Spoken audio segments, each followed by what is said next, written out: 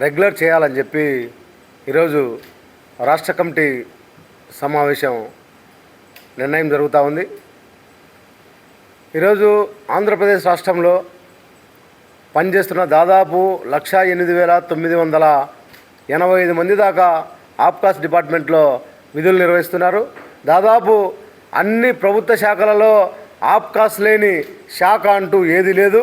కానీ వాళ్ళతో మాత్రం వెట్టి చాకరీ చేయించుకోవడంలో గత ప్రభుత్వం కానీ, అంతకుముందున్న ప్రభుత్వం కానీ, ఇప్పుడు అధికారంలో ఉన్న కూటమి ప్రభుత్వం కానీ వెట్టి చాకరీ చేయించడంలో మాత్రం పోటీ పడుతున్నాయి.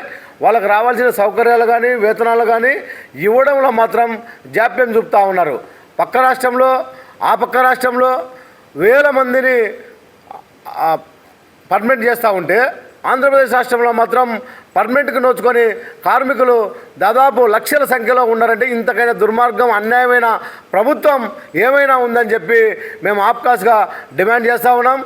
అలాగే తెలంగాణ రాష్ట్రంలో విద్యుత్ రంగంలో పనిచేసే కార్మికులను రెగ్యులర్ చేశారు, పంజాబ్ రాష్ట్రంలో రెగ్యులర్ చేశారు, హర్యానా రాష్ట్రంలో రెగ్యులర్ చేశారు. ఒకవేళ సుప్రీంకోర్టు ఏదైతే శాశ్వత పరిశ్రమ కలిగిన సంస్థలు ఉన్నాయో వాటిలో పనిచేసే కార్మికులు ఎవరైనా సరే కాంట్రాక్టు, అవుట్సోర్సింగ్, డైలీ వేజీ, కంటెంజెన్సీ కింద తీసుకోకుండా రెగ్యులర్ ప్రాతిపదికన తీసుకోవాలి, రెగ్యులర్ చేయాలి అని చెప్తా ఉంటే ఇక్కడున్న ప్రభుత్వం మాత్రం నిమ్మకు వ్యవహరిస్తూ ఉంది.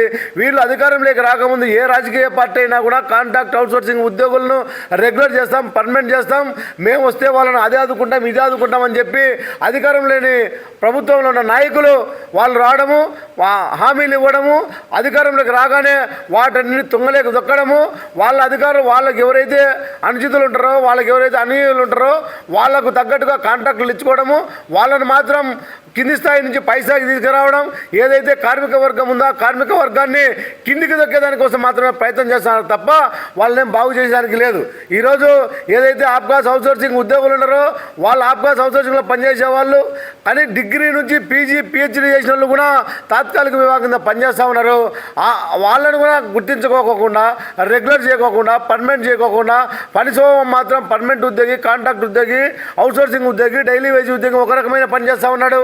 కానీ వాళ్ళని రెగ్యులర్ చేయడంలో మాత్రం గవర్నమెంట్ వ్యవహరించే తీరు మటుకు చాలా దుర్మార్గంగా ఉంది. వీటన్నిటికీ వ్యతిరేకంగా రాబోయే రోజుల్లో ఆప్కాస్ అవుట్సోర్సింగ్ ఎంప్లాయీస్ ఫెడరేషన్ ఆధ్వర్యంలో పెద్ద ఎత్తున ఆందోళన పోరాటం నిర్వహించేదానికోసమే ఈరోజు ఈ రాష్ట్ర కమిటీ సమావేశం నిర్వహిస్తూ ఉన్నాం.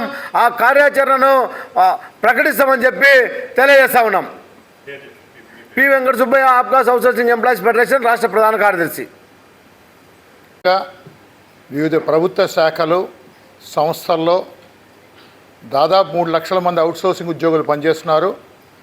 వీరిలో 1,00,000 మందికి పైగా ఆప్కాస్ ద్వారా పనిచేస్తూ ఉన్నారు. రెగ్యులర్ ఉద్యోగులతో సమానంగా పనిచేయించుకుంటూ అతి తక్కువ వేతనాలు 15,000 రూపాయల వేతనాలు ఇచ్చి ఈ ప్రభుత్వం పనిచేయించుకుంటోంది.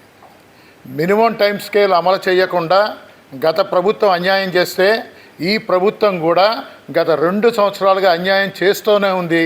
ఆ అన్యాయాన్ని కొనసాగిస్తోంది. దీన్ని ఆప్కాస్ అవుట్సోర్సింగ్ ఎంప్లాయీస్ ఫెడరేషన్గా ఖండిస్తూ ఉన్నాం. వెంటనే ఆప్కాస్ ద్వారా కానీ, ఆప్కాస్ ద్వారా కాకుండా కానీ పనిచేస్తున్న అవుట్సోర్సింగ్ ఉద్యోగులందరికీ కూడా మినిమం టైం స్కేల్ వెంటనే అమలు చేయాలని చెప్పి డిమాండ్ చేస్తూ ఉన్నాం. ఇతర రాష్ట్రాల్లో చేసినట్టుగా పంజాబ్లో కావచ్చు, హర్యానాలో కావచ్చు, ఒరిస్సాలో కావచ్చు, ఇట్లా ఈ రాష్ట్రాల్లో రెగ్యులర్ చేసినట్టుగా కూడా ప్రతి ఒక్కళ్ళని కూడా అవుట్సోర్సింగ్ ఉద్యోగుల్ని, కాంట్రాక్ట్ ఉద్యోగుల్ని రెగ్యులర్ చేయాలి. తెలంగాణలో మాదిరిగా ఎలక్ట్రిసిటీలో పనిచేస్తున్న ఉద్యోగులు ఎవరైతే ఉన్నారో వాళ్ళని మన రాష్ట్రంలో కూడా వాళ్ళని నేరుగా సంస్థలో విలీనం చేయాలి. ఈ డిమాండ్ల పరిష్కారం కోసం రాబోయే కాలంలో పెద్ద ఎత్తున AP state government contract and outsourcing employees teachers workers జేఏసీగా, ఆప్కాస్ అవుట్సోర్సింగ్ ఎంప్లాయీస్గా, ఎన్హెచ్ఎం జేఏసీగా, సమగ్ర శిక్ష జేఏసీగా మొత్తం అందరూ కూడా కలిపి పోరాటానికి సన్నద్ధమవుతామని చెప్పి ప్రభుత్వానికి తెలియజేస్తూ ఉన్నాం. ఇవాళ ముఖ్యమంత్రి గారు చెప్తూ ఉన్నారు, 3వ పిల్లానికంటే 30,000, 4వ పిల్లానికంటే 40,000. మేము అడుగుతూ ఉన్నాం ముఖ్యమంత్రి గారిని, మీరు ఇచ్చి 15,000 తోటి ఒక పిల్లాడినే సాకలేని పరిస్థితుల్లో అవుట్సోర్సింగ్ ఉద్యోగులు ఉన్నారు. ఇంకా అదనంగా కనగలిగే పరిస్థితి ఎక్కడ ఉంటుంది? మీరు ఇప్పటికైనా ఆలోచించండి అని చెప్పి కోరుతూ ఉన్నాం. వెంటనే ఎంటీఎస్ అమలు చేయండి, అందరినీ రెగ్యులర్ చేయడానికి అవసరమైన చర్యలు తీసుకోండి అని చెప్తున్నాం. హైకోర్టు తీర్పులు ఇచ్చాయి.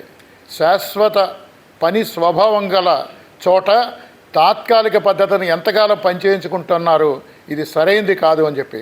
అయినా కానీ ఎక్కడా కూడా ప్రభుత్వంలో చలనం లేదు. ఇప్పటికైనా ఆలోచించండి.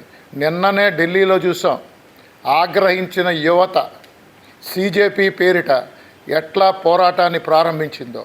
అటువంటి ఆగ్రహం ఈ రాష్ట్రంలో కాంట్రాక్టు అవుట్సోర్సింగ్ ఉద్యోగుల్లో రాకుండా చర్యలు తీసుకోండి అని చెప్పి మీకు విజ్ఞప్తి చేస్తూ ఉన్నాం.